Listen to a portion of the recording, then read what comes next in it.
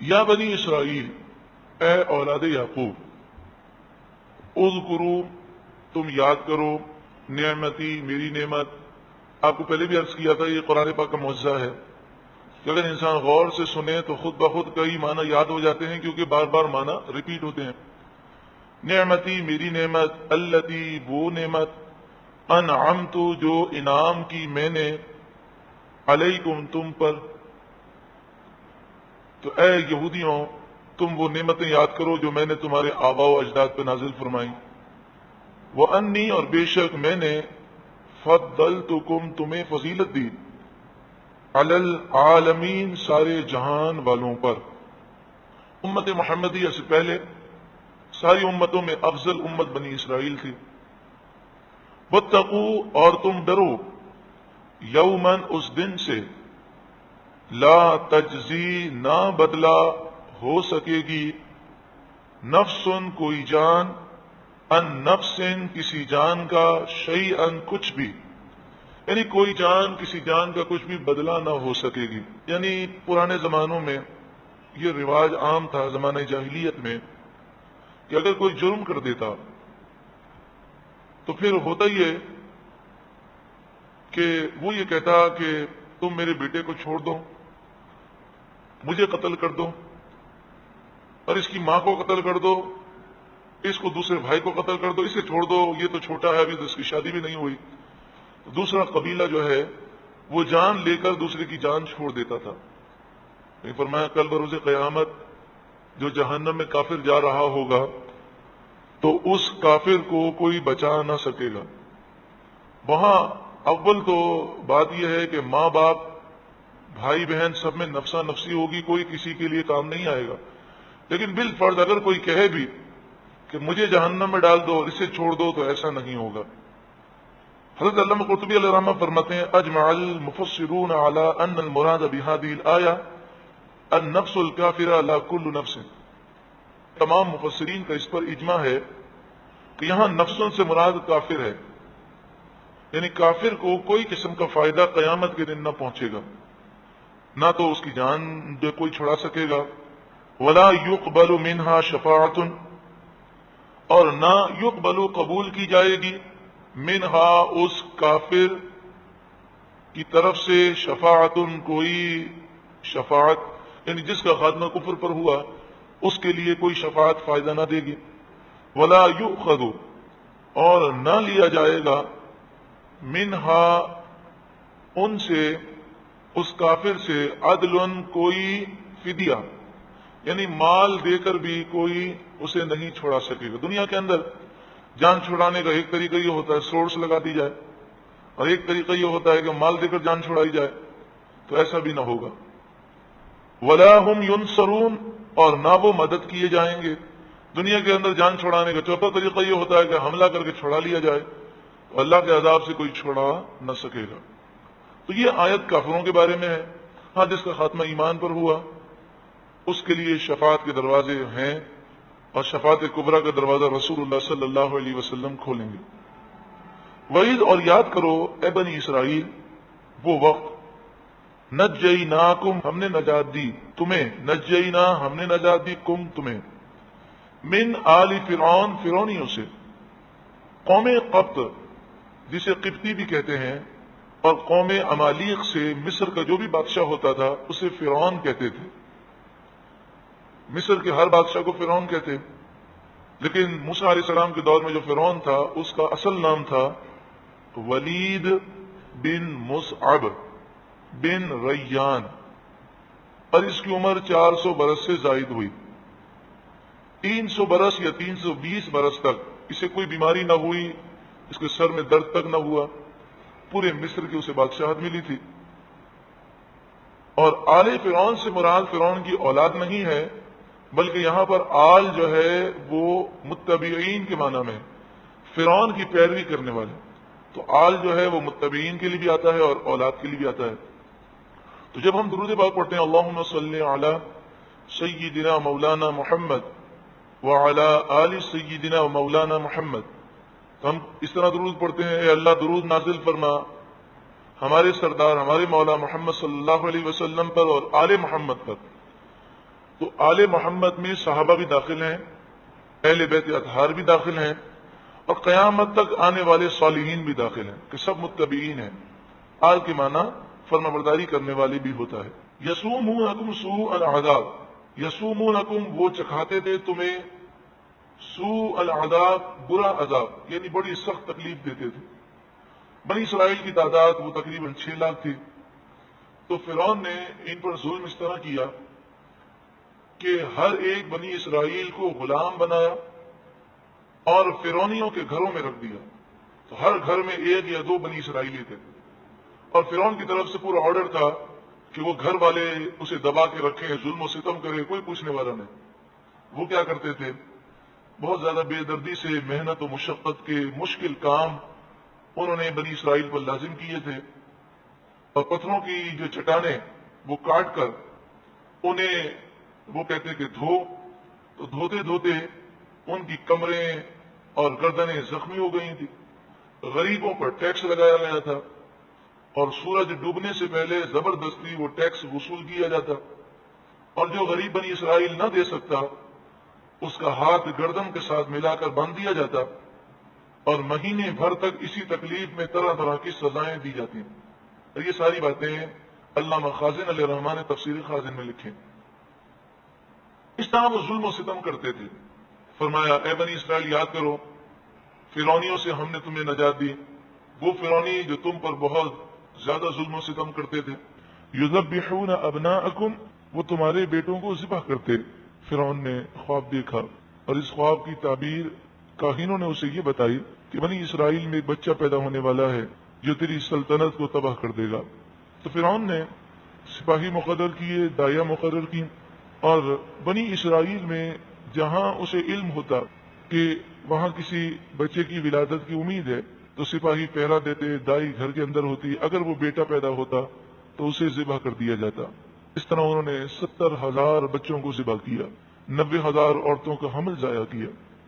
اللہ تبارک و تعالیٰ کی قدرت اور اس کا کرم کہ آخرکار فرعون کو اپنا فیصلہ تبدیل کرنا پڑا۔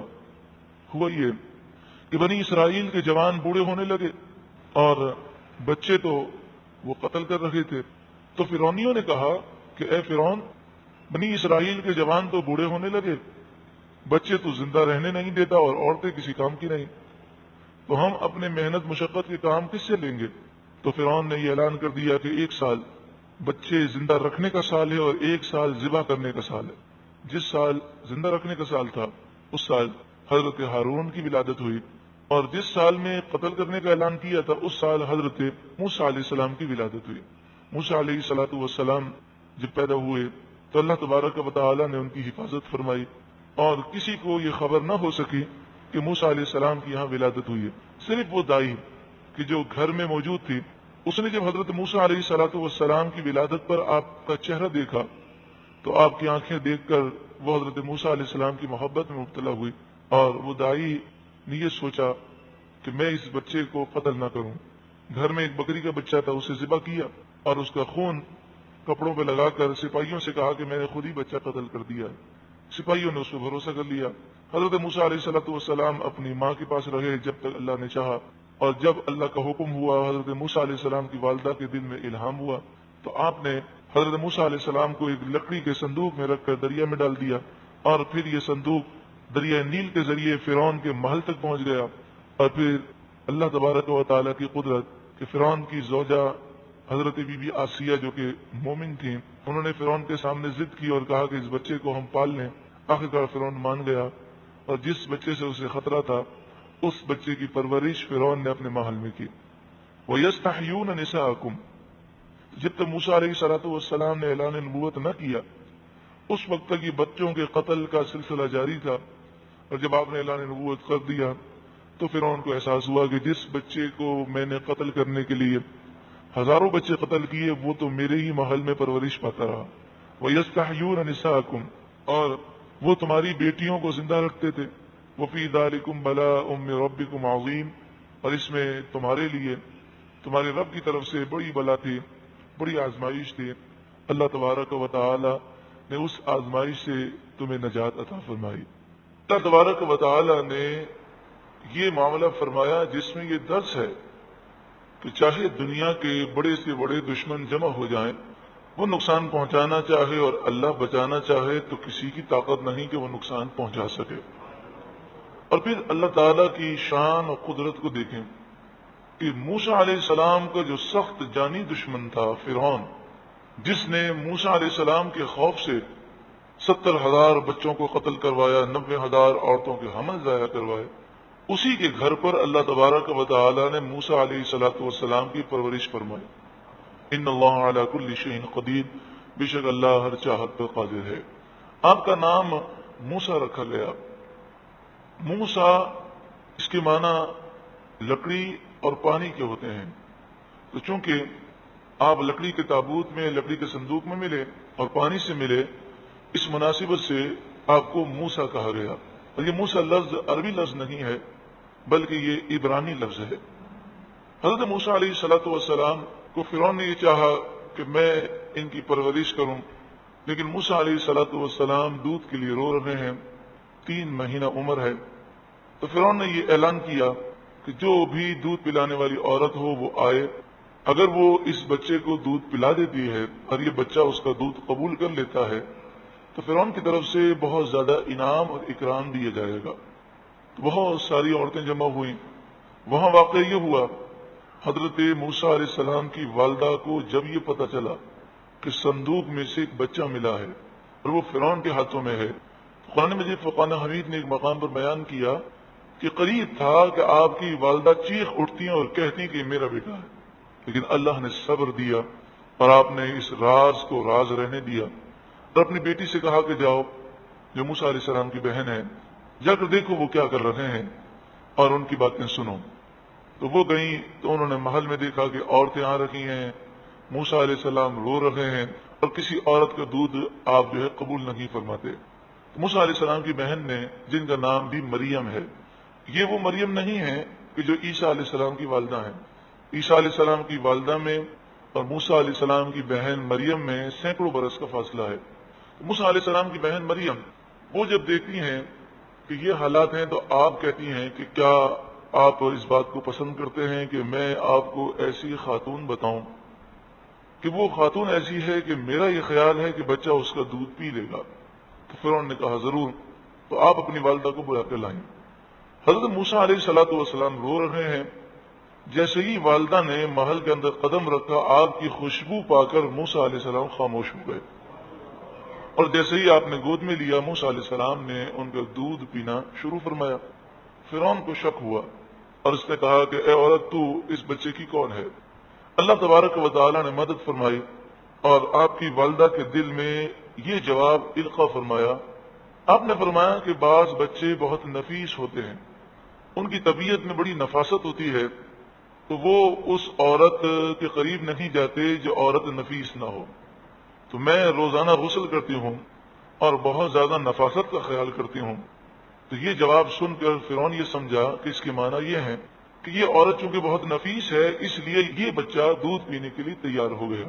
جب فرعون نے یہ بات سنی تو مزید خوش ہوا اور یہ سوچنے لگا کہ مجھے ایسا بچہ ملا ہے جو اتنا نفیس ہے کہ وہ اسی عورت کا دودھ پیتا ہے جو اتنی نفیس ہو۔ فرعون نے حضرت موسیٰ علیہ السلام کو واپس کر دیا، آپ کی والدہ کو، اور کہا کہ آپ لے جائیں اور انہیں دودھ پلائیں۔ جب یہ بچہ اس قابل ہو جائے کہ وہ اپنے کام خود کر سکتا ہو، عام طور پر بچے 5 سال میں، 6 سال میں، 7 سال میں اس قابل ہو جاتے ہیں کہ وہ اپنے ہاتھ سے غذا کھا سکتے ہیں، اور اسی لیے شریعت نے یہ حکم دیا ہے کہ اگر میاں بیوی کی جدائی ہو جائے تو بیٹا جو ہے وہ 7 برس تک ماں رکھے گی، اور جہاں تک بیٹی کا تعلق ہے وہ 9 برس تک ماں رکھے گی، کیونکہ جب بچہ چھوٹا ہوتا ہے تو اسے ماں کی بہت زیادہ ضرورت ہوتی ہے۔ تو آپ کی عمر 7 سال تھی یا 5 سال تھی، آپ کی والدہ نے اس وقت تک جو ہے آپ کی پرورش فرمائی اور پھر موسیٰ علیہ السلام کو فرعون کے محل میں واپس کیا۔ اس دوران فرعون آپ کی خدمت میں ہدایے اور تحفے بھی بھیجتا تھا، اور اس نے جو مقرر کیا تھا روزانہ 1 دینار وہ بھی پیش کرتا تھا۔ اللہ کی شان دیکھیں کہ کہاں تو یہ معاملہ تھا کہ پرورش کرنے پر قتل کر دیا جائے گا، اور کہاں یہ عالم ہے کہ فرعون خود ہی انعام و اکرام کے ساتھ پرورش کروانے کے لیے آپ کو دے رہا ہے۔ تو یہ سارے واقعات اللہ تعالیٰ کی قدرت کو ظاہر فرماتے ہیں، اور ہر واقعے میں اللہ رب العالمین کی شان اور جلالت کا ذکر ہے۔ جب حضرت موسیٰ علیہ السلام اب فرعون کے محل میں آئے تو فرعون نے موسیٰ علیہ السلام کا نام رکھ دیا موسیٰ بن فرعون، یعنی اس نے منہ بولا بیٹا بنا لیا۔ اور اس زمانے میں رواج تھا کہ منہ بولے بیٹے کو اس طرح نام دیا جاتا تھا، اور یہ رواج زمانے قدیم سے چلا آیا، یہاں تک کہ نبی اکرم صلی اللہ علیہ وآلہ وسلم کے دور مبارک میں یہ رواج تھا کہ جب لوگ کسی کو منہ بولا بیٹا بناتے تو اس کے باپ کی جگہ وہ اپنا نام رکھتے تھے۔ یہاں تک کہ حضرت زید بن حارثہ کو جب رسول اللہ صلی اللہ علیہ وآلہ وسلم نے منہ بولا بیٹا بنایا تو لوگ کہتے تھے زید بن محمد صلی اللہ علیہ وسلم۔ پھر اللہ رب العالمین نے منع فرمایا کہ جو ان کے باپ ہیں انہی کے نام کے ساتھ پکارو، تو پھر صحابہ کرام زید بن حارثہ کہنے لگے۔ حضرت موسیٰ علیہ السلام کو لوگ کہتے موسیٰ بن فرعون، اور پھر کچھ عرصے کے بعد لوگوں کو یہ ذہن بن گیا کہ یہ موسیٰ جو ہیں یہ فرعون کے بیٹے ہیں۔ 30 برس تک موسیٰ علیہ السلام فرعون کے محل میں رہے۔ جب 30 برس کی عمر ہو گئی تو ایک واقعہ پیش آیا، اور وہ واقعہ یہ تھا کہ حضرت موسیٰ علیہ السلام چپکے چپکے باہر نکلتے اور فرعون کے مظالم کے خلاف لوگوں کو ذہنی طور پر تیار کرتے، اور آپ نے ایک تحریک شروع فرمائی اس ظالم بادشاہ کے خلاف، لوگوں کو اس کے ظلم سے نجات دینے کے لیے۔ تو آپ دوپہر کے وقت نکلے اور آپ یہ انتظار فرما رہے تھے کہ کوئی ایسا شخص ملے جو تنہا ہو تو میں تنہائی میں اسے اس ظالم بادشاہ کے خلاف ذہن دوں۔ تو آپ نے دیکھا کہ ایک فرعونی ہے اور ایک بنی اسرائیل کا مسلمان ہے۔ فرعونی اس مسلمان کو بنی اسرائیلی کو مار رہا ہے، اور وہ بنی اسرائیلی موسیٰ علیہ السلام کو مدد کے لیے پکار رہا ہے۔ معاملہ کیا تھا؟ وہ بنی اسرائیلی اس فرعونی کا غلام تھا، اور جس طرح اس دور میں ان غلاموں کو مارا جاتا تھا اور بوجھ زیادہ دیا جاتا تھا، تو اس نے بہت سارا سامان اس کے سر پہ رکھا تھا اور اسے کہا اٹھا۔ وہ جب بنی اسرائیلی اٹھانے جاتا تھا تو گر جاتا تھا، تو وہ اس کو مارتا تھا۔ تو حضرت موسیٰ علیہ السلام اس کے پاس گئے اور اس سے کہا کہ یہ بیچارہ کمزور ہے، اگر تمہیں بوجھ رکھنا ہے تو اتنا رکھو کہ یہ اٹھا سکے، تم اس پہ ظلم نہ کرو۔ لوگوں کی عادت ہوتی ہے کہ کوئی سمجھانے جائے تو وہ اور زیادہ ظلم کرتے ہیں۔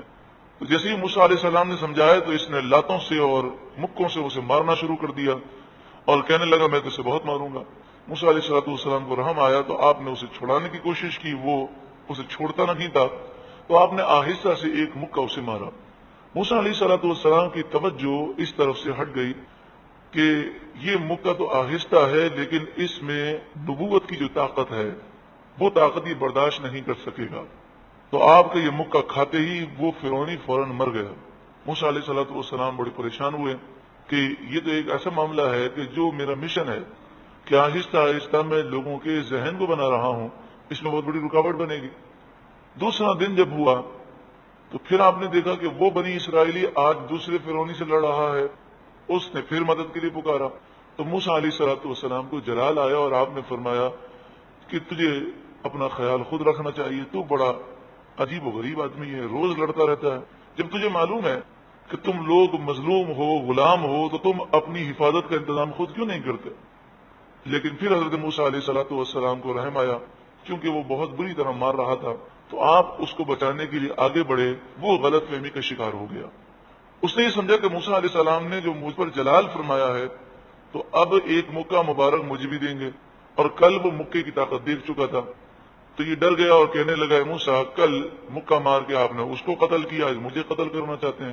تو موسیٰ علیہ السلام تو یہ سن کر وہاں سے روانہ ہو گئے، آپ وہاں سے تشریف لے گئے، مگر یہ بات مشہور ہو گئی کہ موسیٰ علیہ السلام نے اس فرعونی کو قتل کیا ہے۔ لوگ سارے جمع ہو گئے فرعون کے دربار میں، انہوں نے مطالبہ کیا کہ موسیٰ علیہ السلام کو قتل کیا جائے۔ اس کے جواب میں تو فرعون نے یہ آرڈر جاری کیا کہ موسیٰ علیہ السلام کو شہید کر دیا جائے۔ فرعون کے دربار میں ایک رجل مومن تھا جو اپنا ایمان چھپا کے رکھے ہوا تھا، تو وہ رجل مومن جو اپنا ایمان اس نے چھپایا تھا وہ آیا موسیٰ علیہ السلام کے پاس اور اس نے کہا کہ آپ یہاں سے چلے جائیں، آپ کے قتل کے بارے میں وہ پلاننگ کر رہے ہیں۔ موسیٰ علیہ السلام مصر سے تشریف لے گئے اور مدین پہنچ گئے حضرت شعیب علیہ السلام کے پاس، اور پھر وہاں پر آپ 10 سال رہے، اور شعیب علیہ السلام نے اپنی صاحبزادی حضرت صفورہ رضی اللہ تعالی عنہ سے آپ کا نکاح کیا۔ حضرت صفورہ رضی اللہ تعالی عنہ سے نکاح کرنے کے بعد اور 10 سال گزارنے کے بعد موسیٰ علیہ السلام نے کہا کہ مجھے اپنی والدہ سے ملاقات کرنی ہے، اور پھر آپ اجازت لے کر وہاں سے چلے۔ مدین سے مصر آ رہے تھے تو کوہ طور پر آپ کو اللہ تبارک و تعالی سے ہم کلامی کا شرف حاصل ہوا، اور آپ کو حکم ہوا کہ فرعون کے پاس جاؤ اور اسے ہدایت کا پیغام دو۔ آپ نے فرعون کو جا کر ہدایت کا پیغام دیا، معجزات دکھائے۔ تو فرعون تو پہلے کہہ رہا تھا کہ میں موسیٰ علیہ السلام کو شہید کر دوں گا، لیکن جب موسیٰ علیہ السلام اللہ کا پیغام لے کر آئے تو اللہ تبارک و تعالی نے آپ کو سلطان مبین عطا فرمایا، یعنی موسیٰ علیہ السلام کو اللہ نے وہ روب دبدبہ عطا فرمایا کہ فرعون جو اتنا بڑا ظالم اور آپ کا دشمن ہونے کے باوجود وہ آپ پر کوئی حملہ نہیں کروا سکتا تھا، اور آپ کے خلاف کوئی آرڈر جاری کرنے کی اس میں جرت نہ تھی۔ اس کی ایک وجہ یہ تھی کہ اس کے دل نے معجزات کو دیکھ کر یہ سمجھ لیا تھا کہ موسیٰ علیہ السلام اللہ کے سچے نبی اور رسول ہیں، اور وہ جانتا تھا کہ اللہ کے سچے نبی اور رسول سے مقابلہ جو ہے وہ نہیں ہو سکتا، لیکن پھر بھی دنیاوی اقتدار اور دنیاوی دولت کی خاطر اس نے موسیٰ علیہ السلام کی نافرمانی کی اور بنی اسرائیل پر ظلم و ستم ڈھائے۔ پھر حضرت موسیٰ علیہ السلام کئی سالوں تک تبلیغ فرماتے رہے، اور پھر اللہ کے حکم کے مطابق 6 لاکھ بنی اسرائیل کو لے کر آپ سمندر کے پار روانہ ہوئے۔ قرآن مجید فرقان حمید نے اس واقعے کو بیان کیا۔ اب آپ دیکھیں قرآن کی فصاحت و بلاغت۔ ابھی یہ جو واقعہ آپ کی خدمت میں پیش کیا گیا یہ بہت مختصر کر کے پیش کیا گیا، لیکن آپ دیکھیں 2 آیتوں کے اندر سارے واقعات کو قرآن نے جمع فرمایا۔ وَإِذْ اور یاد کرو جب نجینا ہم نے نجات دی کم تمہیں اے بنی اسرائیلیوں من آل فرعون فرعونیوں سے، یسومونا وہ چکھاتے تھے کم تمہیں سوء العذاب بری تکلیف، وہ تمہیں بہت زیادہ تکلیفیں دیتے تھے، یذبحونا وہ ذبح کرتے تھے ابناءکم تمہارے بیٹوں کو، ویستحیونا اور وہ زندہ چھوڑتے تھے نساءکم تمہاری بیٹیوں کو، وفی ذالکم بلاء من ربکم عظیم اور اس واقعے میں تمہارے رب کی طرف سے بڑی آزمائش تھی۔ بلا کا مطلب یہاں پر آزمائش، عظیم مانے بڑی، من ربکم تمہارے رب کی طرف سے۔ وَإِذْ فَرَقْنَا بِكُمُ الْبَحْرَ اور یاد کرو جب ہم نے تمہارے لیے سمندر کو پھاڑ دیا۔ تمام واقعات ہونے کے بعد جب بنی اسرائیل کو لے کر آپ سمندر کی طرف روانہ ہوئے تو حضرت علامہ محمود آلوسی علیہ رحمہ لکھتے ہیں کہ راتوں رات حضرت موسیٰ علیہ السلام 6 لاکھ بنی اسرائیلیوں کو لے کر روانہ ہوئے، اور کس طرح روانہ ہوئے؟ چپکے چپکے، اور آپ نے اس طرح خفیہ طور پر سب تک اطلاع پہنچائی، اور ایسے ہی خفیہ نکلے کہ کسی کو اس کا علم نہ تھا کہ یہ رات کو کیا کرنے والے ہیں۔ اس سے پہلے بنی اسرائیل کی عورتوں نے فرعونی عورتوں سے زیورات مانگے تھے اور کہا تھا کہ ہمیں یہ زیورات پہننے ہیں، تو وہ یہ سمجھیں کہ شاید بنی اسرائیلیوں کا کوئی میلہ ہونے والا ہے اس لیے وہ مانگ رہے ہیں، یا عید کا کوئی دن ہے، تو انہیں معلوم تھا کہ ہمیں دریا پار جانا ہے، تو انہوں نے اس لیے بنی اسرائیل کی عورتوں نے فرعونی عورتوں سے زیورات مانگ لیے، اور وہ زیورات اور بہت سارا مال لے کر وہ روانہ ہوئے۔ حضرت محمود آلوسی علیہ رحمہ فرماتے ہیں صبح صادق کے وقت فرعون کو اطلاع دی گئی کہ موسیٰ علیہ السلام 6 لاکھ بنی اسرائیلیوں کو لے کر سمندر کے قریب پہنچ گئے ہیں۔ اب اس کا نظام دیکھیں، فرعون کا کتنا مضبوط نظام تھا اور کتنی طاقت تھی، لیکن جسے اللہ رب العالمین ہلاک کرنا چاہے اس کی طاقت کوئی کام نہیں آتی۔ تو حضرت محمود آلوسی علیہ رحمہ لکھتے ہیں کہ اس وقت فرعون کی عادت تھی کہ صبح مرغ کی کلیجی کھاتا تھا، تو اس نے یہ حکم دیا تھا کہ مرغ کی کلیجی پکائی جائے۔ آپ نے دیکھا ہوگا کہ جب مرغی کی کلیجی پکائی جائے تو کوئی دیر نہیں لگتی، تو اس نے کہا کہ یہ کلیجی پکنے سے پہلے 12 لاکھ کا لشکر تیار ہونا چاہیے۔ تو محمود آلوسی علیہ رحمہ فرماتے ہیں کہ اتنی سی دیر میں 12 لاکھ کا لشکر تیار ہو گیا، اور فرعون یہ لشکر لے کر بڑی تیزی کے ساتھ وہ تیز رفتار گھوڑوں کے ساتھ دوڑے۔ بنی اسرائیلی تو پیدل تھے، انہوں نے تو پوری رات کا سفر کر کے وہ سمندر کے کنارے پہنچے تھے، اور یہ تھوڑی دیر کے اندر وہ ان کے پیچھے پہنچ گئے۔ اب معاملہ یہ تھا کہ سامنے بہت بڑا سمندر بحر قلزم جو بحر فارس کے کنارے پر ہے۔ عام طور پر لوگ یہ کہتے ہیں کہ دریائے نیل تھا وہ، لیکن اصل میں بات یہ ہے کہ وہ دریائے نیل جہاں پر ختم ہوتا ہے اور وہ بحر قلزم کے اندر داخل ہوتا ہے وہ مقام تھا. تو وہ تھا تو سمندر کا مقام، جیسے دریائے سندھ ہے تو وہ دریائے سندھ جو ہے سمندر کے اندر گرتا ہے، تو اس لیے بعض نے اس کو دریائے نیل لکھ دیا، لیکن اصل میں وہ دریائے نیل کا اینڈ تھا اور وہ دریا بحر قلزم کے اندر داخل ہو رہا تھا، تو سمندر تھا. بنی اسرائیلیوں نے کہا کہ آگے اتنا بڑا سمندر، پیچھے فرعون کا اتنا بڑا لشکر، ہم تو مارے گئے. موسیٰ علیہ الصلوۃ والسلام نے فرمایا ہرگز ایسا نہیں ہوگا. آپ نے فرمایا میرا رب میرے ساتھ ہے، اور پھر آپ نے اللہ کے حکم سے اپنی لاٹھی سمندر پر ماری، تو مارنا تھا کہ اس سمندر میں 12 راستے بن گئے.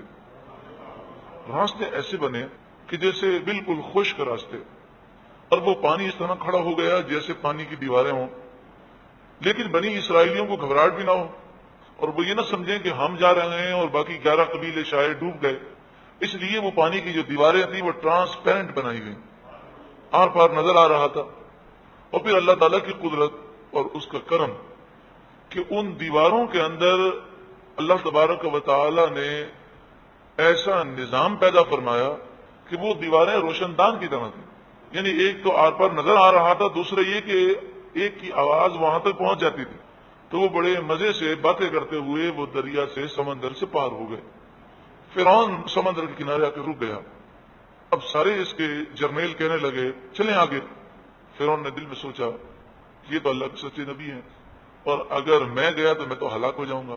اللہ تبارک و تعالیٰ نے حضرت موسیٰ علیہ السلام سے فرمایا کہ آپ نے 12 راستے تو بنا دیے، اب دوبارہ لاٹھی مت ماریے گا، یہ راستے اسی طرح رہنے دیں. تو آپ سمندر کے پار ہو گئے. فرعون رک گیا. اس نے کہا کہ اس نے فیصلہ کر لیا کہ وہ جاتے ہیں تو جائیں، میں نہیں جاؤں گا. دوسری طرف اسے غیرت آ رہی تھی لوگ کیا کہیں گے. پھر وہ سوچتا کہ میں اگر جاؤں گا تو ہلاک ہو جاؤں گا، یہ تو دوبارہ سمندر بن جائے گا. حضرت جبریل امین گھوڑی پر سوار ہو کر تشریف لائے، اور آپ نے فرعون کے گھوڑے کے کان میں کوئی ایسی بات کہی، ایسی بولی بولی کہ فرعون کا گھوڑا بے قابو ہو گیا، اور وہ حضرت جبریل امین کے گھوڑی کے پیچھے وہ دوڑنے لگا. تو حضرت جبریل امین اس سمندر کے بیچ میں پہنچے. فرعون بہت روک رہا تھا لیکن گھوڑا رکا نہیں، اور وہ بھی سمندر کے بیچ میں پہنچا. جب وہ پہنچا تو پیچھے پورا لشکر پہنچ گیا، اور پھر جب پورا لشکر سمندر کے بیچ میں پہنچ گیا تو وہ دوبارہ موجے مارتا وہ سمندر بن گیا، وہ ہلاک ہو گئے. یہاں پر ایک واقعہ یہ ہوا کہ سب ہلاک ہوئے، اور بنی اسرائیل باہر یہ منظر دیکھ رہے تھے. تو سامری نے ایک منظر یہ دیکھا جو بنی اسرائیل کے اندر داخل تھا.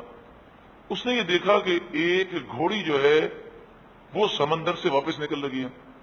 اس نے سمجھ لیا کہ یہ گھوڑی فرعونیوں کی نہیں ہو سکتی، اور اس پر جو سوار ہے یہ کوئی فرشتہ ہے جو انہیں عذاب دینے کے لیے آیا ہے. پھر اس نے یہ منظر دیکھا کہ گھوڑی جس جگہ پر پاؤں رکھتی ہے اس جگہ کی جو مٹی ہے اس پر گھاس اگاتی ہے. تو سامری سمجھ گیا کہ اس پر جبریل امین سوار ہے اور آپ روح الامین ہیں، تو آپ کا یہ صدقہ ہے کہ اس گھوڑی کے پاؤں میں اللہ نے یہ تاثیر پیدا کر دی کہ گھوڑی کا پاؤں جس مٹی کو لگ جائے اس مٹی میں جان پیدا ہو جاتی. تو اس نے وہاں سے مٹی اٹھا لی اور اس نے سوچا یہ مٹی مجھے کبھی کام آئے گی. دوسری بات یہ ہوئی کہ فرعون جب غرق ہونے لگا، ڈوبنے لگا، تو جبریل امین اس کے پاس آئے اور آپ نے اسے ایک کاغذ دکھایا اور کہا جانتے ہو یہ کاغذ کون سا تھا؟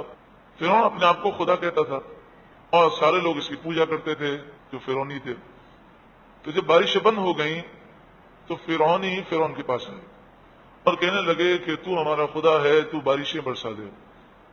یہ جانتا تھا کہ میں خدا تو نہیں ہوں، لہذا اس نے پھٹے پرانے کپڑے پہنے، اپنا بھیس بدلا اور پہاڑوں میں چلا گیا، اور پہاڑوں میں جا کر رو کر اللہ تعالیٰ سے دعا کرنے لگا اور کہنے لگا اے مالک و مولا تو بارش برسا دے. اللہ رب العالمین کی رحمتیں اور نعمتیں جب انسان کو ملیں تو انسان کو چاہیے کہ وہ شکر کرے.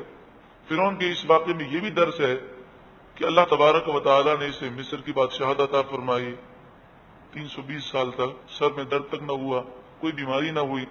اللہ نے اس کی دعائیں قبول فرمائی، اور رب العالمین کافروں کی دعائیں بھی قبول فرماتا ہے اور کافروں کو بھی نعمتیں دیتا ہے، کیونکہ یہ دنیا جو ہے یہ دارالامتحان ہے. تو جسے نعمت ملی اس کے لیے بھی امتحان ہے، اور جو نعمت سے محروم ہے اس کے لیے بھی امتحان ہے. جب یہ وہاں دعا کر رہا تھا فرعون، تو جبریل امین انسانی شکل میں وہاں پہنچ گئے تو جیسے ہی فرعون نے دیکھا تو گھبرا گیا، وہ سمجھا کہ یہ کوئی فرعونی ہے اور مجھے اس حالت میں دیکھ لے گا اور یہ تو راز فاش کر دے گا. تو فرعون نے فوراً کہا بھائی تمہارا کام کیا ہے، کیوں آئے ہو؟ تو جبریل امین نے فرمایا ایک مسئلے کا جواب پوچھنے کے لیے آئے ہو. تو کہا بولو. کہا کہ ایک ایسا شخص کہ جو کسی کا غلام تھا، آقا نے اسے بڑی نعمتیں دیں اور بڑا اس کا خیال رکھا، لیکن وہ خود اب آقا بن بیٹھا اور کہتا میں غلام نہیں ہوں، میں مالک ہوں، میں آقا ہوں. تو بتائیے اس غلام کی سزا کیا ہونی چاہیے؟ تو اس نے کہا اس کو سمندر کے اندر غرق کر دینا چاہیے. تو کہا مجھے لکھ دیجئے. آپ نے کاغذ و قلم دیا تو فرعون نے لکھ دیا کہ جو غلام ہو کر آقا بننے کا دعویٰ کرے اور اپنے آقا کے احسانات کو فراموش کر دے، اس کی سزا یہ ہے کہ اسے سمندر میں غرق کر دیا جائے. تو جب یہ غرق ہونے لگا تو جبریل امین نے وہ اس کا لکھا وہ پرچہ اس کے سامنے رکھا اور آپ نے فرمایا کہ تجھے رب نے اتنی نعمتیں دیں اور تو خدا بن بیٹھا، تو اب تیری سزا یہ ہے کہ تجھے غرق کیا جا رہا ہے اور یہ سزا تو نے خود تجویز کی. تو جب یہ ساری چیزیں جان چکا کہ اللہ کا عذاب ہے تو اس نے پھر کہا کہ میں ایمان لایا، اس رب کو میں اب مانتا ہوں جس رب کو بنی اسرائیل مانتے ہیں. لیکن اب اس وقت توبہ کا دروازہ بند ہو چکا تھا کہ جب غیب نہ رہے، یعنی ملک الموت نظر آ جائیں، عذاب کے فرشتے نظر آ جائیں، تو یہ ساری غیب ہے. تو جب یہ نگاہوں کے سامنے آ جائے تو پھر توبہ کا دروازہ بند ہو جاتا ہے، اس لیے یہ ہلاک ہو گیا. لیکن چونکہ یہ بڑا غرور اور تکبر کرنے والا تھا اور اس نے اپنے آپ کو خدا کہا تو اللہ تبارک و تعالیٰ نے اس کی لاش کو عبرت کا نشان بنا دیا. آج بھی مصر میں اس کی لاش موجود ہے. لیکن عام طور پر لوگوں سے جو غلطی ہوتی ہے وہ یہ کہتے ہیں فرعون کی ممی پڑی ہے. ممی سے مراد یہ ہوتی ہے کہ کوئی لاش کو مسالے لگا کر محفوظ کیا جائے. تو یہ بات یاد رہے کہ فرعون کی ممی نہیں ہے، فرعون کی لاش کو مسالے لگا کر محفوظ نہیں کیا گیا. یوں تو احرام مصر میں کئی بادشاہوں کی لاشیں محفوظ ہیں مسالے لگا کر، لیکن چونکہ یہ قرآن کا معجزہ ہے اور قرآن نے بیان کیا ہے اور اللہ تبارک و تعالیٰ نے فرمایا کہ تیری لاش کو میں عبرت کا نشان بناؤں گا، تو فرعون کی جو لاش پڑی ہے اس پر نمک کی تہ تو ضرور ہے، سمندر میں کافی عرصے رہنے کی وجہ سے، نمکین پانی لگنے کی وجہ سے، لیکن اس پر کوئی مسالہ لگا ہوا نہیں ہے. اور یہ اللہ تبارک و تعالیٰ کی قدرت کا اظہار ہے اور اس سے انسان کو اللہ تبارک و تعالیٰ کی قدرت اور اس کی طاقت کا اندازہ ہوتا ہے. وہ تو ہر چاہت پر قادر ہے کہ ساری لاشوں پر مسالے لگے ہوئے ہیں اور اس کی لاش ایسی ہی کیسی ہے، وہ کہ جسے لوگ جا کر سجدہ کرتے اور خدا کہتے. آج معمولی سے ٹکٹ لے کر اسے دیکھا جا سکتا ہے. مگر یہ یاد رکھیں کہ جب بھی کسی کافر کی کھنڈرات کی طرف ہم جائیں یا اس طرح کی چیزیں دیکھیں تو عبرت ہونی چاہیے اور انسان اللہ کے خوف سے آنسو بہائے. عقید جہاں صلی اللہ علیہ وآلہ وسلم جب قوم سمود کی بستی سے گزرے تو آپ نے فرمایا ان کی بستیوں سے مت گزرو، اگر رو سکتے ہو تو روتے ہوئے گزرو ورنہ مت گزرو، کہیں ایسا نہ ہو کہ جو ان پر عذاب آیا تھا وہ تم پر بھی آ جائے. پھر آپ نے اپنے سر مبارک کو جھکا لیا اور چادر مبارک اپنے چہرے مبارک پر ڈالی اور زاروں قطار روتے ہوئے بڑی تیزی کے ساتھ آپ قوم سمود کے خندرات سے گزر گئے. لیکن راستے میں کسی صحابی نے وہاں سے پانی بھر لیا اور پھر اس پانی سے آٹا گوندھا گیا تو آپ صلی اللہ علیہ وآلہ وسلم نے فرمایا جس کنویں سے آپ نے پانی بھرا ہے یہ وہ کنواں ہے جہاں سے قوم سمود پانی پیتی تھی. اتنے سال گزرنے کے باوجود آج بھی اس پانی میں اللہ کے عذاب کے آثار ہیں، لہذا آپ نے وہ پانی پینے سے منع فرمایا اور اس سے جو آٹا گوندھا گیا تھا اس کی روٹیاں کھانے سے منع فرمایا اور فرمایا جانوروں کو کھلا دو تم مت کھانا. ہاں آپ نے فرمایا قوم سمود میں حضرت صالح علیہ الصلوۃ والسلام کا جو معجزہ تھا اونٹنی جہاں سے پانی پیتی تھی اس جگہ سے تم پانی پی سکتے ہو. تو معلوم یہ ہوا کہ کھندرات ہو یا عیسائیوں کا قبرستان ہو یا ہندوؤں کا مندر ہو یا وہ جگہیں کہ جہاں پر وہ مردوں کو جلاتے ہیں، یہ سب غضب کی جگہ ہیں. تو اگر کوئی جائے تو وہ وہاں پر عبرت کے لیے جائے، روتے ہوئے نکلے، ورنہ وہ کوئی تفریح کی جگہ نہیں ہے. اور جو ایسا کرتا ہے اسے نقصان ہوتا ہے. اور یہ واقعہ مجھے کسی نے بتایا، انہوں نے کہا کہ ہم احرام مصر گئے اور پھر ہم نے جب فرعون کی لاش کو دیکھا تو جیسے ہی وہاں پر کھڑے رہے تو ہمیں عجیب سی بے چینی ہوئی اور ہم 4 افراد تھے، آج تک اس بے چینی سے ہمیں نجات نہیں ملی اور بڑی عجیب و غریب طبیعت ہے. تو پھر وہ احادیث طیبہ یاد آتی ہیں تو ان سے پوچھا گیا کہ کیا تم وہاں پر عبرت کے لیے گئے تھے یا تفریح کرنے کے؟ ان کا عبرت کے کہاں سے ہے؟ ہم تو تفریح کرنے، انجوائے کرنے گئے تھے۔ تو یہ مقامات وہ نہیں ہے بلکہ وہ عبرت کے مقامات ہیں۔ وعید اور یاد کرو جب فرقنا ہم نے پھاڑ دیا بکم تمہارے لیے البحر سمندر کو، فانجیناکم پھر ہم نے نجات دی تمہیں، واغرقنا اور غرق کیا ہم نے آل فرعون فرعونیوں کو، وانتم تنظرون حالانکہ تم دیکھ رہے تھے، یعنی تمہاری نگاہوں کے سامنے انہیں ہلاک کر دیا۔ وَإِذْ اور یاد کرو جب وعدنا ہم نے وعدہ لیا موسیٰ علیہ السلام سے 40 لیلۃ 40 راتوں کا۔ یہاں پر آپ سن چکے کہ سامری نے وہ مٹی اٹھائی تھی کہ جو مٹی حضرت جبریل امین علیہ السلام کی جو گھوڑی تھی اس کے پاؤں سے جو لگی تھی، اس مٹی کو اس نے اٹھا لیا تھا۔ اب معاملہ یہ ہوا کہ جب سمندر کے پار ہوئے تو بنی اسرائیل جن پر اتنا بڑا اللہ نے کرم کیا، اتنا بڑا معجزہ دکھایا، ان کی سرکشی دیکھیں کہ وہ سمندر کے پار ہوئے تو انہوں نے ایک قوم دیکھی جو بتوں کی پوجا کر رہی تھی، اور ان کے بت جو ہے وہ گائے کی شکل میں تھے۔ تو موسیٰ علیہ السلام سے کہنے لگے کہ ہمیں تو خدا نظر نہیں آتا، ہم یہ چاہتے ہیں کہ جب ہم عبادت کریں تو ہمارے سامنے خدا ہو، لہذا آپ ہمیں بھی خدا کی شکل بنا دیں اور ایسا کوئی مجسمہ بنا دیں جس کی ہم پوجا کریں۔ موسیٰ علیہ السلام نے فرمایا تم بڑے جاہل لوگ ہو، یہ قوم اور یہ جن مجسموں کی پوجا کر رہی ہے سب جہنمی ہیں، تو کیا تم غیر اللہ کی پوجا کرنا چاہتے ہو؟ آپ کا جلال دیکھ کر بنی اسرائیل کے لوگ خاموش تو ہو گئے، لیکن سامری نے یہ دیکھ لیا کہ بنی اسرائیل کے دل کے اندر بچھڑے کی محبت بیٹھ چکی ہے اور وہ اس کی پوجا کرنا چاہتے ہیں۔ اب یہ جو سامری تھا یہ بڑا منافق تھا، اس نے سوچا کہ میں فتنہ کروں گا۔ اس نے حضرت موسیٰ علیہ السلام جب کوہ طور پر اب اللہ کے حکم کے مطابق گئے اور وہاں پر توریت لینے کے لیے گئے، تو اس نے بنی اسرائیل سے کہا کہ ایسا کرو کہ جتنا سونا تمہاری عورتوں نے فرعونی عورتوں سے لیا ہے وہ مجھے دے دو، کیونکہ یہ مال غنیمت ہے، اور موسیٰ علیہ السلام کی شریعت میں یہ تھا کہ مال غنیمت کو آگ لگا دی جائے، اس سے فائدہ اٹھانا جائز نہ تھا۔ تو اس نے کہا کہ موسیٰ علیہ السلام آئیں گے تو اسے ضائع کر دیں گے، تو تم مجھے دے دو، میں تمہیں ایک کام کی چیز بناتا ہوں۔ بنی اسرائیلیوں نے سوچا کہ یہ ہمارے کام کا تو ہے نہیں، موسیٰ علیہ السلام آئیں گے تو ٹھیک ہے، وہ جو کچھ کرتا ہے اس سے لے کر آگ سے ختم کر دیں گے۔ تو انہوں نے کیا کیا کہ وہ سارا سونا اسے جمع کروا دیا۔ یہ سونار تھا تو اس نے سونے کو پگھلا کر پھر سونے سے ایک بچھڑا بنایا۔ اب وہ بچھڑا بنانے کے بعد بعض لوگوں نے یہ لکھا کہ اس نے بچھڑے کے اندر ایسے سوراخ کیے تھے کہ جب ہوا ان سوراخوں سے گزر کر نکلتی تھی تو بچھڑے کی آواز آتی تھی، جیسے بانسری میں سوراخ ہوتے ہیں اور جب ہوا گزرتی ہے تو آواز پیدا ہوتی ہے۔ لیکن یہ قول قرآن کی آیتوں کے مطابق نہیں ہے، کیونکہ قرآن مجید فرقان حمید میں آپ دیکھیں گے کہ یہ آیتیں موجود ہیں۔ حضرت موسیٰ علیہ السلام نے جب اس سے بعد میں پوچھا تھا تو اس نے کہا تھا کہ جبریل امین کی گھوڑی کے پاؤں کے نشانات جس مٹی پر پڑے وہ مٹی میں نے اٹھا لی اور اس بچڑے کے منہ میں ڈالے۔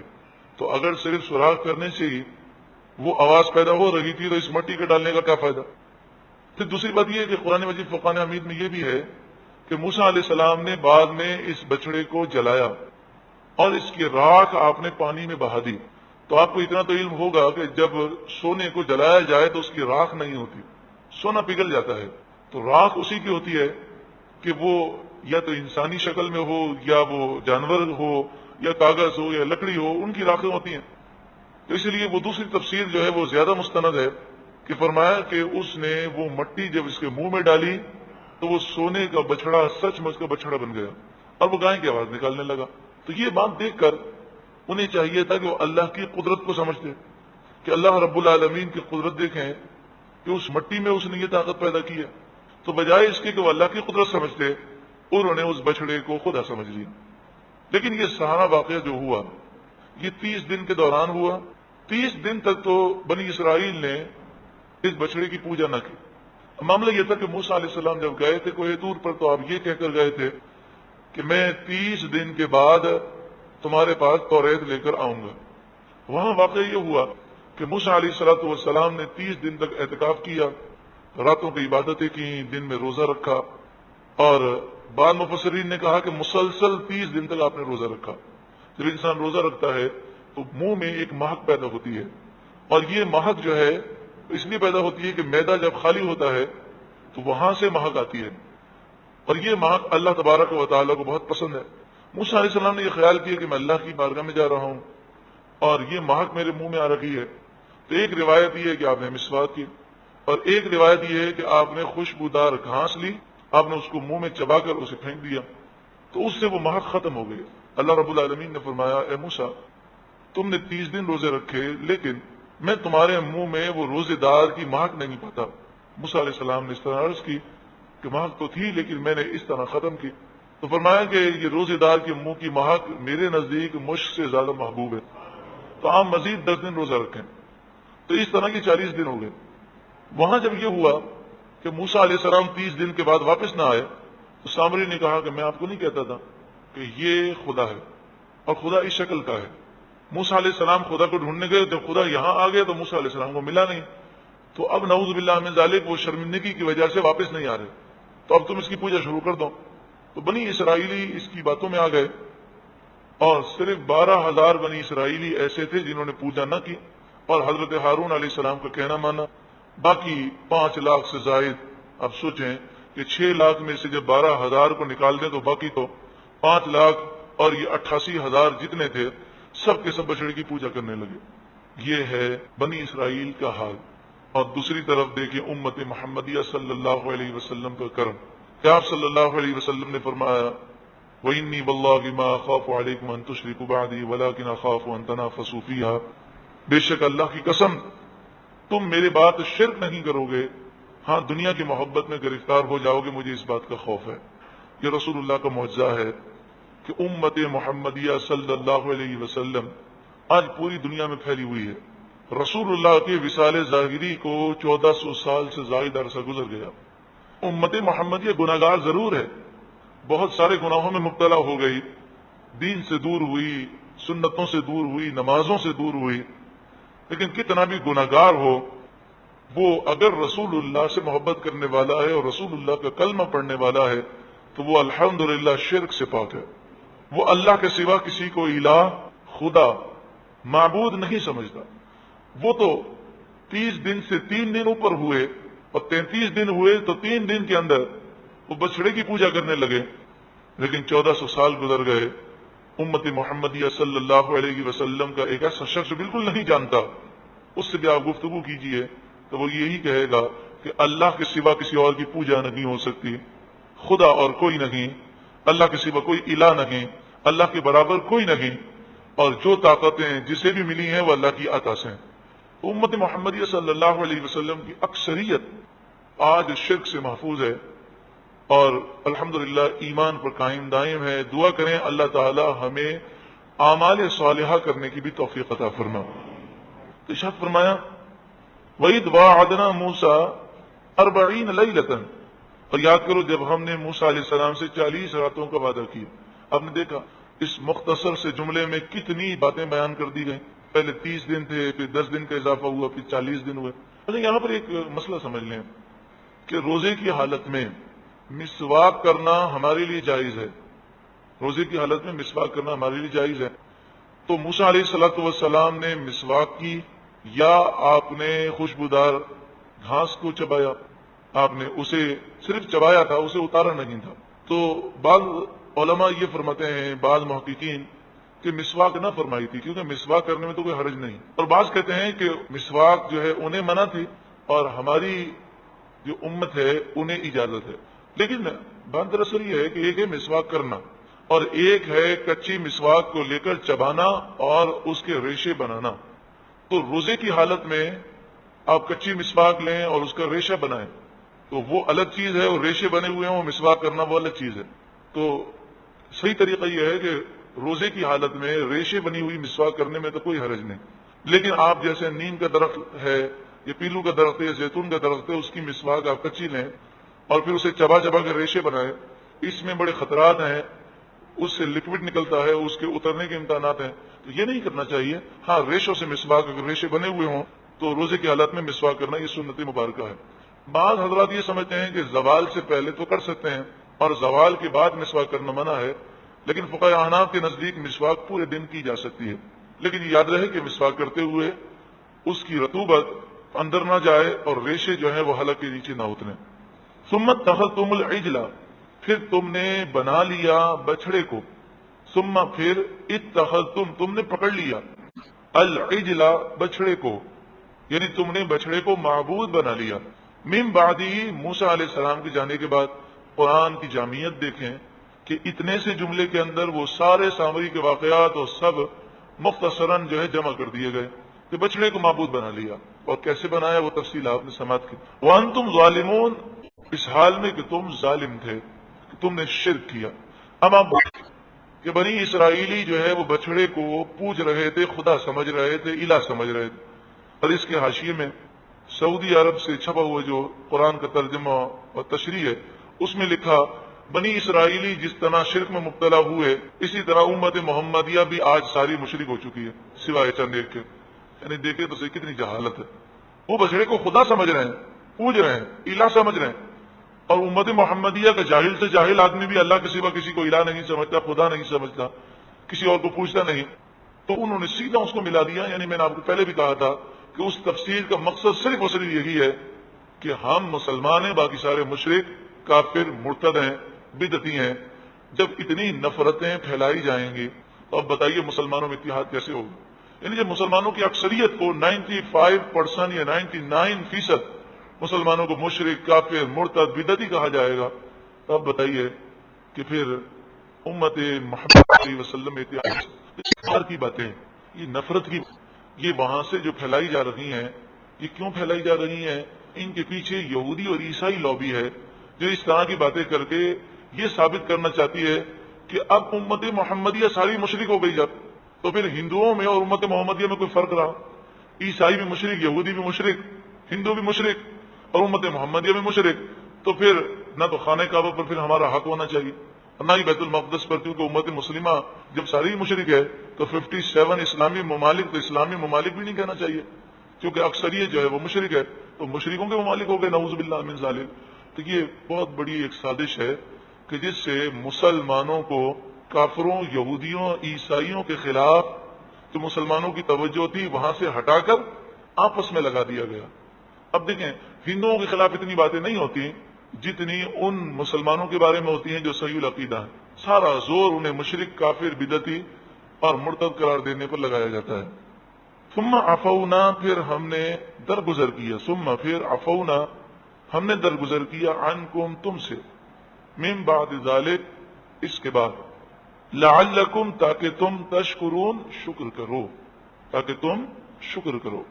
پھر درگزر کیسے ہوا اس کا مزید ذکر اور تفصیل آگے آ رہی ہے کہ کس طرح انہیں یہ گناہ معاف ہے۔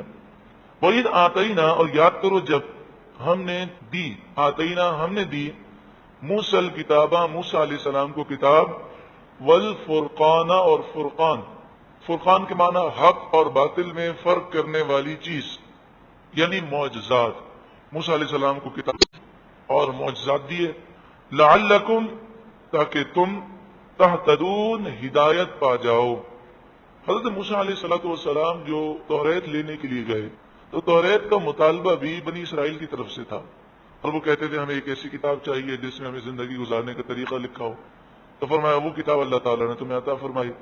موسیٰ علیہ السلام جب کتاب لے کر واپس آئے اور جب آپ نے یہ دیکھا کہ بنی اسرائیل کی اکثریت شرک میں مبتلا ہے، پوجا پاٹ کر رہی ہے، بچڑے کی پوجا کر رہی ہے، انتہائی آپ جلال میں آئے، غضبان، آپ غضب میں آئے، آصفہ افسوس کرتے ہوئے۔ تو غضبان اور آصفن کے الفاظ ہیں قرآن پاک میں کہ انتہائی جلال میں، غضب میں اور افسوس کرتے ہوئے آپ تشریف لائے۔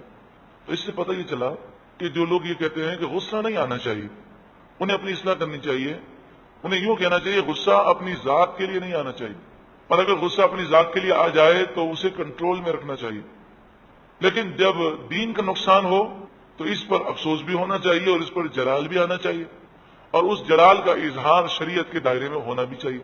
تو موسیٰ علیہ السلام کو بڑا افسوس ہوا، اور یہ افسوس کی ایک اور بھی وجہ تھی، وجہ یہ تھی کہ بنی اسرائیلی مشرک ہو گئے، اور جو مسلمان ہو اور مشرک ہو جائے تو وہ مرتد ہو جاتا ہے۔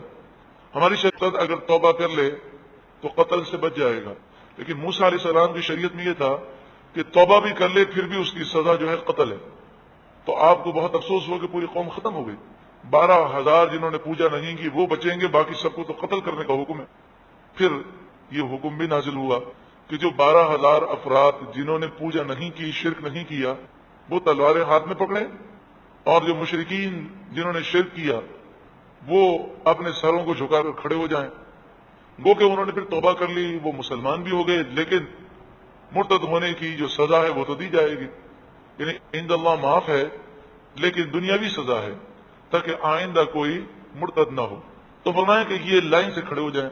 تو پھر یہ لائن سے کھڑے ہوئے، اپنے سروں کو انہوں نے جھکایا اس طرح کہ گھٹنے کے بل کھڑے ہوئے، آگے کی طرف جھکے ہوئے.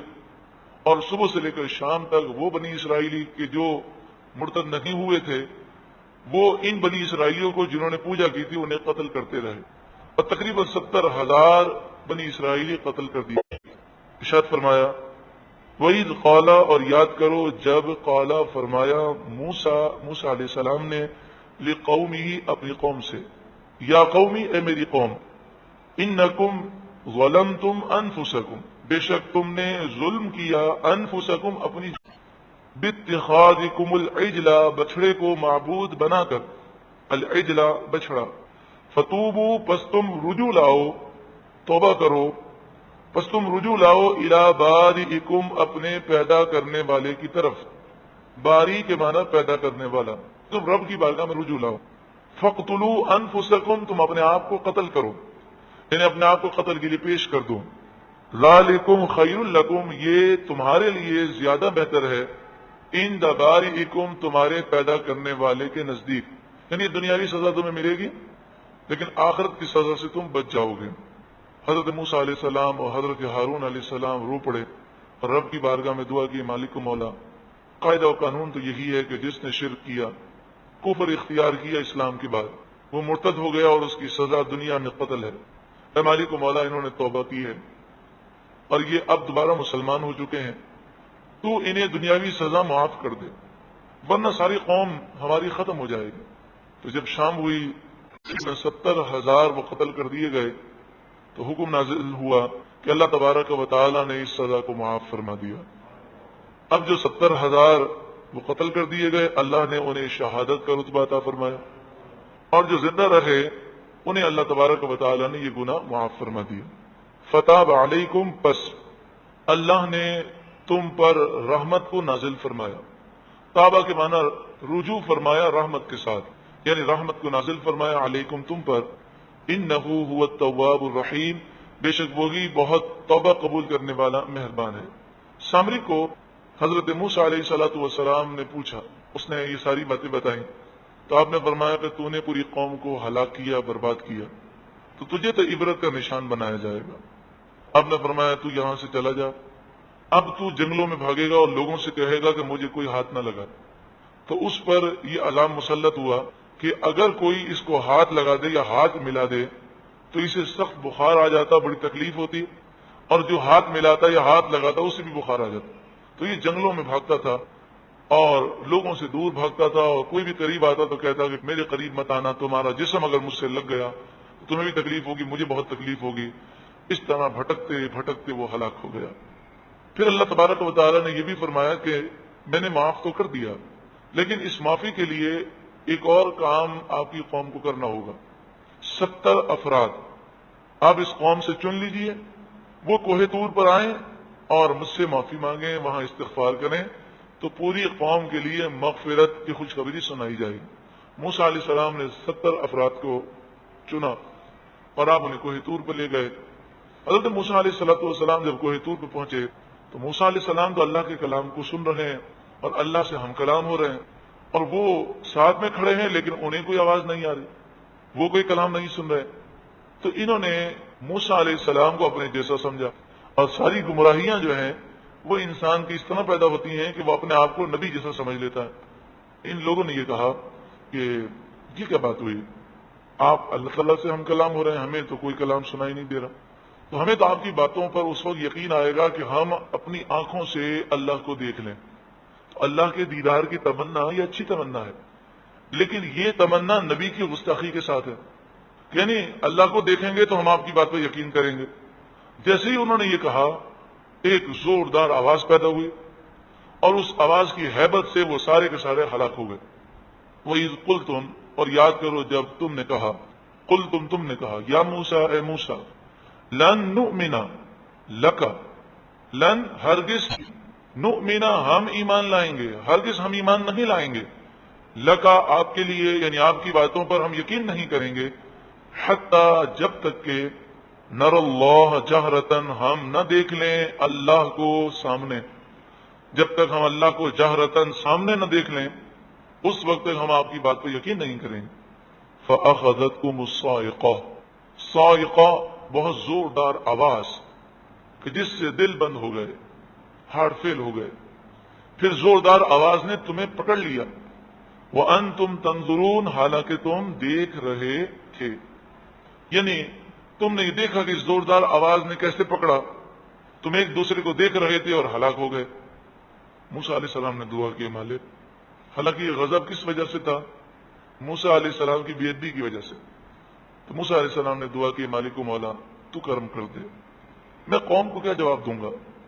قوم تو یہی کہے گی کہ موسیٰ علیہ السلام کو کوہ طور پہ لے گئے اور ہمارے بندوں کو مار دیا۔ تو اللہ تبارک و تعالی نے آپ کی دعا قبول فرمائی۔ ثم پھر بعثناکم، ہم نے زندہ کیا تمہیں، من بعد موتکم، تمہارے مرنے کے بعد، لعلکم تشکرون، تاکہ تم شکر کرو۔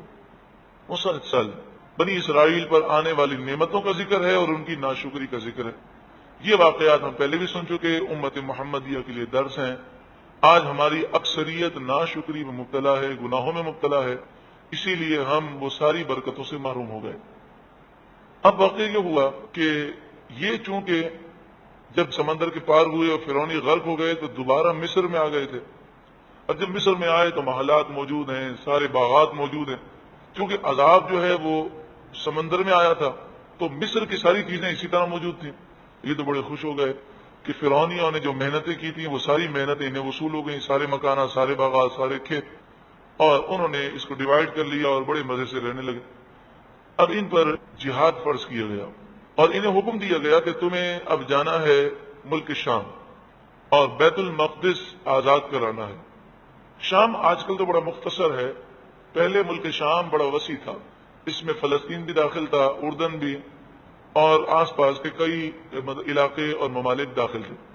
تو کہا کہ فلسطین جانا ہے، بیت المقدس جانا ہے، اور وہاں پر جو قوم ہے اس سے تمہیں جہاد کرنا ہے اور بیت المقدس کو آزاد کر کے اس میں تمہیں سکونت اختیار کرنی ہے کہ وہی تمہارے آباء و اجداد کا مسکن ہے، ابراہیم علیہ السلام، اسحاق علیہ السلام، یعقوب علیہ السلام وہیں رہے ہیں۔ اب مسئلہ یہ تھا کہ انہیں اتنے مزے مصر میں آ رہے تھے تو انہوں نے جانے سے انکار کر دیا، لیکن جب موسیٰ علیہ السلام کی جلال کو دیکھا تو وہ پھر جانے کے لیے راضی تو ہوئے لیکن دل سے راضی نہیں ہوئے۔ جب کوئی آدمی دل سے کام کرنے کے لیے تیار نہ ہو تو پھر نخرے بہت زیادہ ہوتے ہیں اور چھوٹی چھوٹی تکلیف بھی اسے زیادہ محسوس ہوتی ہے۔ تو یہ سارے راستے رونا دھونا کرتے رہے، یہاں تو بڑی تکلیف ہے، یہ تو ریگستان ہے، یہ تو پانی بھی نہیں ہے، یہ بھی نہیں ہے، وہ بھی نہیں ہے۔ تو راستے کے اندر ایک ایسا ریگستان آیا کہ دور دور تک نہ پانی کا نشان تھا، نہ کوئی درخت، نہ کوئی سایہ، نہ کوئی کھانے کی چیز۔ تو اس موقع پر اللہ تبارک و تعالی نے موسیٰ علیہ السلام کی دعا کے صدقے میں کرم نازل فرمایا، اس کا ذکر ہے۔ بعض مفسرین نے فرمایا کہ یہ راستے میں واقعہ نہیں ہوا تھا، بلکہ واقعہ اس طرح ہوا کہ جب یہ بیت المقدس کو پہنچے اور جب انہیں معلوم ہوا کہ بیت المقدس میں بڑی خوفناک قوم ہے، بڑے لمبے لمبے ہیں، اور ہم تو ان کے سامنے چھوٹے چھوٹے بونے لگتے ہیں، اور وہ سر سے لے کر پاؤں تک ان کے فوجی جو ہیں وہ لوہا پہنے ہوئے ہیں، تو یہ سوچ کر وہ پریشان ہو گئے اور انہوں نے کہا کہ فَاذْهَبْ أَنْتَ وَرَبُّكَ فَقَاتِلَا إِنَّا هَاهُنَا قَاعِدُونَ، آپ جائیے، موسیٰ علیہ السلام آپ کا رب جائے، دونوں مل کر جہاد کرو، ہم تو یہاں بیٹھے ہیں، جب علاقہ کافروں سے پاک ہو جائے گا پھر ہم مسجد سے داخل ہو جائیں گے۔ تو میدان تیہ کے اندر انہیں قید کر دیا گیا، 40 سال تک وہ ایک میدان میں قید ہو گئے، چلتے رہتے تھے لیکن میدان سے باہر نہیں نکل سکتے تھے۔ تو اس میدان میں جو کہ انہیں سزا کے طور پر قید کیا گیا، اس میدان میں بھی اللہ تعالیٰ نے موسیٰ علیہ السلام کی دعا کے صدقے میں سایہ بھی نازل کیا اور من و سلوہ کو نازل کیا۔ بعض مفسرین نے فرمایا یہ دونوں واقعات ہیں، یعنی یہ چیزیں سفر کے دوران بھی تھیں اور میدان تیہ میں پھر دوبارہ انہیں دی گئیں۔ وَظَلَّلْنَا، اور ہم نے ظللنا سایہ کیا، علیکم تم پر، الغمام بادل کا، الغمامہ ایسا بادل کہ جو بڑا ٹھنڈا تھا، جس سے بڑی سرد ہوائیں چلتی ہیں، یعنی گرمی کا احساس نہ ہوتا، لیکن جب سردی آتی تو سردی کے اندر وہ بادل ایسا تھا جو سردی سے بچاتا، تو وہ بادل جو سردی میں انہیں سردی سے بچاتا اور گرمی میں گرمی سے بچاتا۔ یہ بادل اتنا بڑا تھا کہ 6 لاکھ بنی اسرائیلیوں پر یہ بالکل گھیرا ہوا تھا، سفید بادل تھا اور سارا دن ان کے ساتھ رہتا تھا۔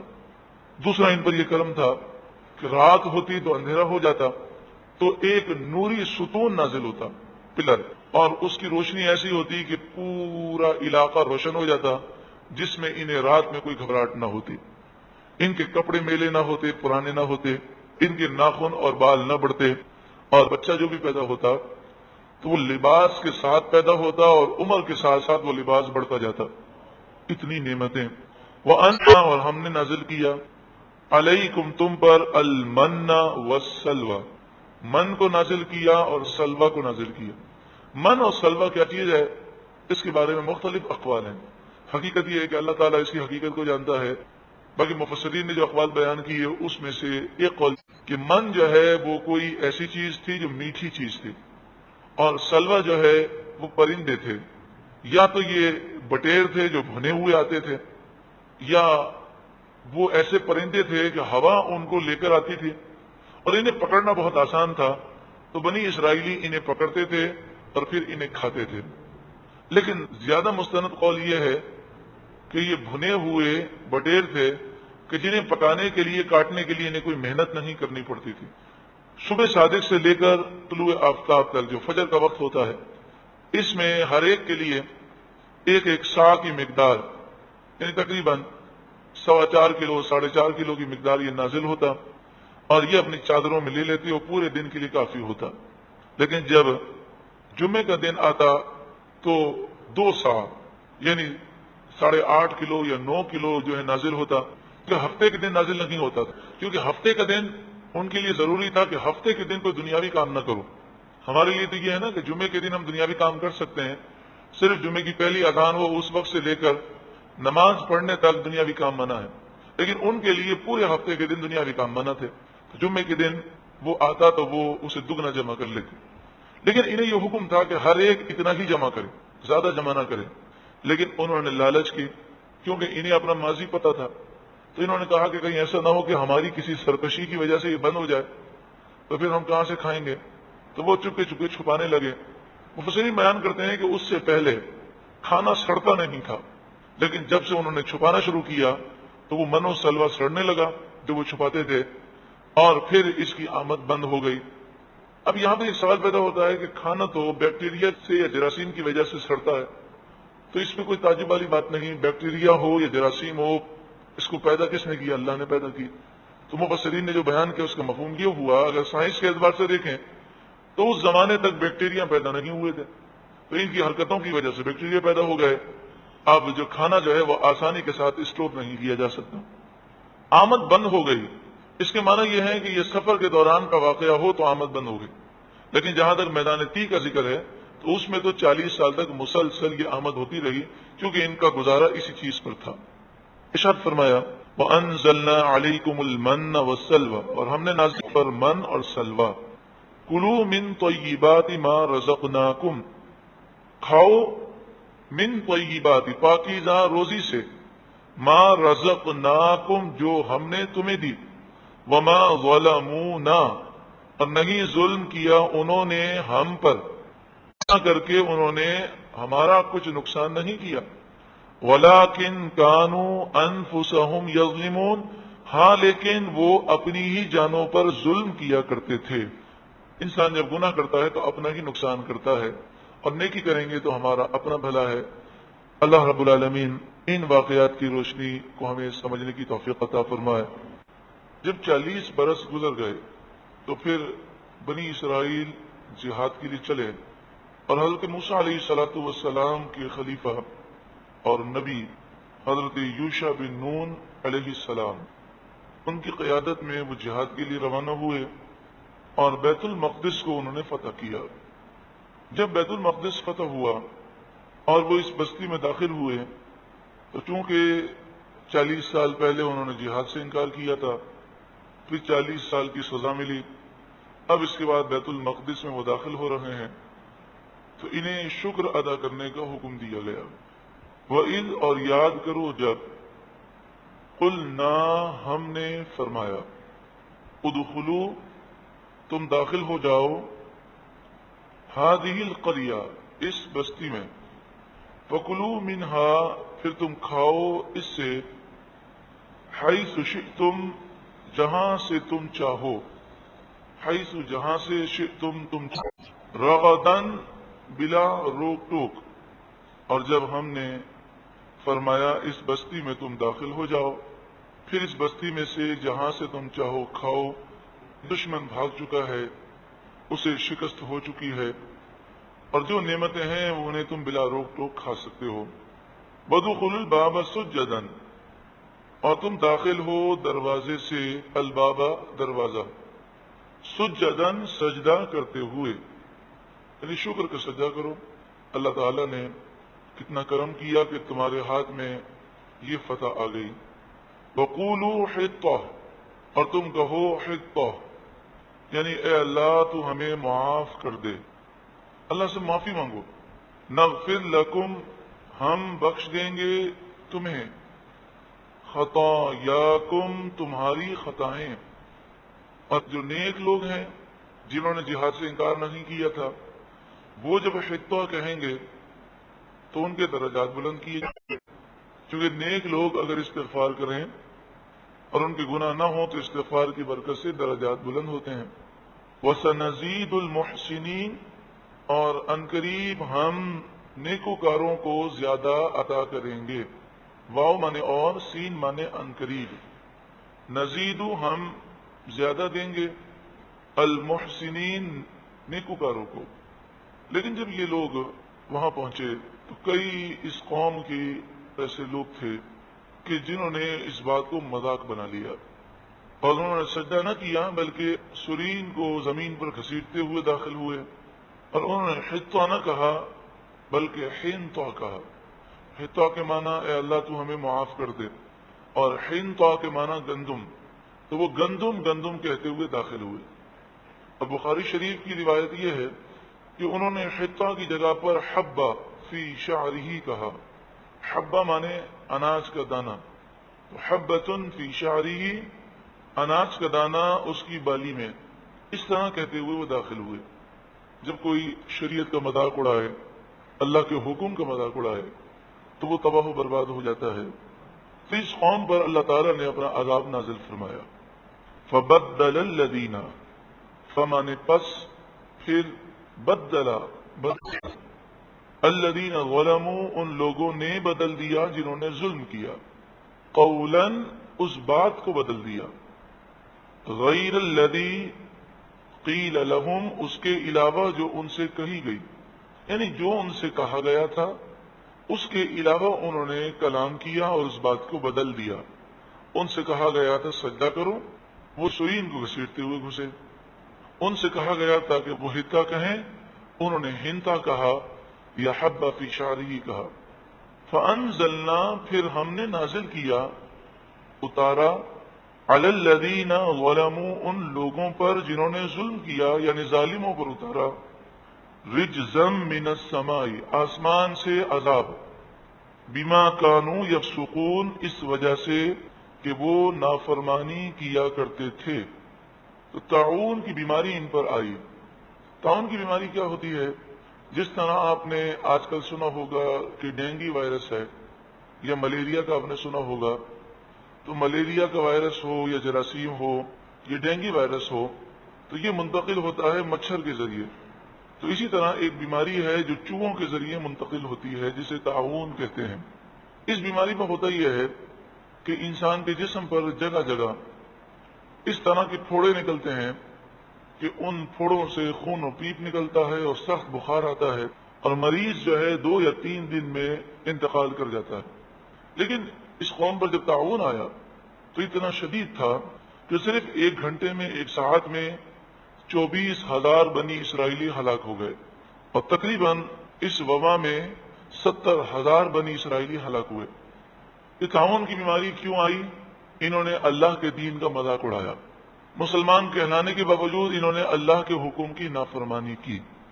قرآن نصیحت کے لیے ہے، قرآن قیامت تک رہنمائی دے رہا ہے۔ تو آج جو بیماریاں ہیں، آج جو وبائیں اور آفتیں ہیں، یہ اللہ کے دین کا مذاق اڑانے کی وجہ سے بھی ہیں اور دین اسلام کی نافرمانی کی وجہ سے بھی ہیں۔ دین اسلام کو لوگوں نے پس پشت ڈال دیا، اپنے آباء و اجداد کی رسم و رواج، فیشن، معاشرے کا انداز، یہود و نصارہ کی باتیں، لوگ کیا کہیں گے، ان چیزوں نے ہمیں برکتوں سے محروم کر دیا۔ آج وہ بیماریاں موجود ہیں کہ جن کے نام بھی ہمارے باپ دادا نے سنے نہیں تھے۔ ایک زمانہ تھا کہ انسان کو بخار ہوتا اور وہ ڈاکٹر کے پاس جاتا تو وہ دوائی دے دیتا، لیکن اب اتنے بخار کی اقسام ہیں اور سر کے درد کی اتنی قسمیں ہیں کہ ڈاکٹر کہتا ہے کہ مجھے کیا معلوم کہ آپ کو یہ بخار کس چیز کا ہے، یہ ٹیسٹ کی فہرست ہے، آپ یہ سارے ٹیسٹ کروا لیں تو مجھے پتہ چلے گا۔ اور ایسے کئی واقعات ہونے لگے ہیں کہ ایک دن کے بخار یا 2 دن کے بخار میں انسان کا انتقال ہو جاتا ہے، اور کئی ایسے بخار ہیں جو ڈاکٹروں کی سمجھ سے بالاتر ہیں۔ تو جب گناہ کیے جائیں، بے پردگی، فحاشی، عریانی، یہ اپنے عروج پر ہو، اور سب سے بڑی مصیبت جو اس دور میں پیدا ہو گئی وہ یہ کہ پہلے کے لوگ اگر گناہ کرتے تھے تو گناہ کو گناہ سمجھتے تھے۔ اب یہ آفت پیدا ہو گئی کہ گناہ بھی کرتے ہیں اور گناہ کو گناہ سمجھتے بھی نہیں ہیں۔ انسان کتنا بھی گناہ گار ہو، لیکن اگر گناہ کو گناہ سمجھے تو اسے توبہ کی توفیق مل جاتی ہے۔ لیکن جب انسان گناہ کو گناہ ہی نہیں سمجھتا تو اگر اس پر کوئی مصیبت بھی آتی ہے تو وہ یہ سمجھتا ہے کہ میں نے کیا قصور کیا ہے، میرا تو کوئی گناہ نہیں ہے۔ اللہ رب العالمین ہمارے معاشرے پر رحم فرمائے، ہم لوگوں پر رحم فرمائے۔ تو اگر ہم گناہ سے نہیں بچ سکتے تو تعویل نہ کریں، جھوٹی تعویلیں، من گھڑت باتیں۔ ارے جناب، یہ دور ہی ایسا ہے، اس دور میں جھوٹ کے بغیر کاروبار ہو ہی نہیں سکتا۔ اس طرح کی باتیں نہ کریں، بلکہ تسلیم کریں کہ ہم غلط ہیں، ہم گناہ کر رہے ہیں۔ گناہ کو انسان گناہ تسلیم کرے اور کم از کم رب کی بارگاہ میں یہ دعا تو کرے کہ اے اللہ تو مجھے گناہوں سے سچی پکی توبہ کی توفیق عطا فرما۔ تو بے پردگی ہو، داڑھی کو منڈانا ہو یا ایک مٹھی سے کم کرنا ہو، بدنگاہی ہو، مرد عورتوں کو دیکھیں، عورت مرد کو دیکھے، اور یہ جتنے معاملات ہیں، میوزک ہے، مرد و عورتوں کا اختلاط ہے، یہ ساری چیزیں جو غلط ہیں انہیں غلط تسلیم کرنا چاہیے، اور اس میں ہمیں یہ تعویل نہیں کرنی چاہیے جس زمانے کے تقاضے ہیں، حالات بدل گئے ہیں۔ اب تو لڑکے اور لڑکی اگر ایک ہی کالج میں پڑھتے ہیں تو ضرورت ہے اس بات کی، کوئی ایجوکیشن میں کوئی فرق نہیں پڑتا جناب، دل صاف ہونا چاہیے۔ اس طرح کی باتیں ہرگز نہیں کرنی چاہیے کہ رسول اللہ صلی اللہ علیہ وآلہ وسلم نے ایسے لوگوں کا ذکر فرمایا کہ جو قرب قیامت میں پیدا ہوں گے، اور آپ نے ایسے لوگوں کا ذکر کیا کہ جو حرام کو حلال کہیں گے اور ان کے لیے سخت وعید فرمائی۔ تو جو حرام ہے وہ حرام ہے، اور حرام کو اپنے نفس کی خاطر ہم مبتلا ہیں تو اس لیے ہم تعویلیں کریں، اس سے جان نہیں چھوٹے گی، بلکہ مزید انسان اللہ تعالیٰ کی گرفت میں وہ مبتلا ہوگا۔ اب دیکھیں، یہ بنی اسرائیلی یہ کلمہ پڑھتے تھے، توحید کو مانتے تھے، وہ جہاد کرنے کے لیے گئے، لیکن جب انہوں نے نافرمانی کی اور شریعت کا مذاق اڑایا تو اللہ تعالیٰ کا غضب ان پر نازل ہوا۔